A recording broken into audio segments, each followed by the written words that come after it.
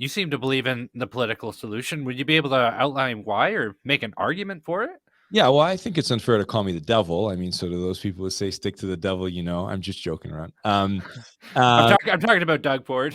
Yeah, I mean, there's a conflicting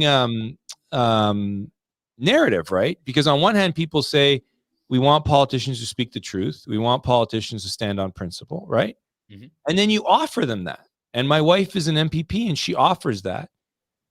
And so, if you want more politicians to do that, don't just pull shoot when they do that and say, "I forget it; it's hopeless anyway," because you're going to reinforce the idea that why would another politician do that if they think that people are just going to give up on the process, right? So we want politicians to stick to principle and stick to their commitments. And also people need to stick to the commitments of their politicians and say, Belinda voted against the bill and is standing on principle on many matters, and we support her. And she's getting that in Cambridge, and we're getting that across Ontario. So I'm not trying to make it sound like we're not getting that. But that's the first thing I'd like to say. The second thing I'd like to say is it enables, the establishment loves it when there are speakers out there saying, give up on politics, check out. Don't vote for a political party, vote for an independent, is what I heard at a meet and greet yesterday from a lawyer. I couldn't believe a lawyer said that, which makes me wonder what he was really, what his real agenda was. And the establishment political parties love it when people don't vote. They love it. 45% sometimes don't vote, anywhere between 35 to 45%, right? And so the vote is decided, and there's no such thing as a vote. There's voters, by a small group of people.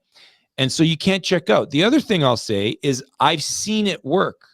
I've seen through Belinda in the legislature as a sole MPP standing up and saying something, and then we reach out to thousands of people who are following us in emails, social media, and we say, push back, call your MPP, do it in the democratic process. And when the establishment parties know that someone's watching, they really change their tune really, really quickly a lot of times. Not always, depending on what they're planning and what they're doing, but it works. And the problem we have here is that the existing parties have brands that are over 100 years old, and the New Blue Party just started a year and a half ago.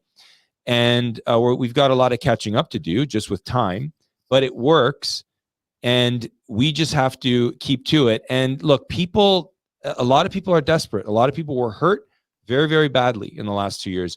And not just with jobs and educations and careers.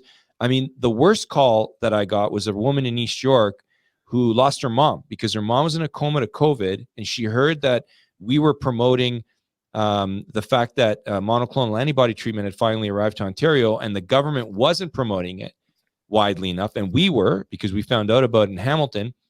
And by the time she called New Blue, she left a message. I called her back within 30 minutes. My team said, hey, SOS, stop what you're doing. She was in tears. It was too late. Mom was in a coma, couldn't get it. It's so disgusting, right? Like that person wouldn't know where to reach. But we have to ensure that people have an option and don't disengage. And if we push, things do have the opportunity to shift. The narrative can change. We can change the course. But people are desperate. They want a quick solution. And some of this stuff, it's going to happen sooner than people think, but it takes work. It takes time. And it has to happen in every riding, in every town across Ontario.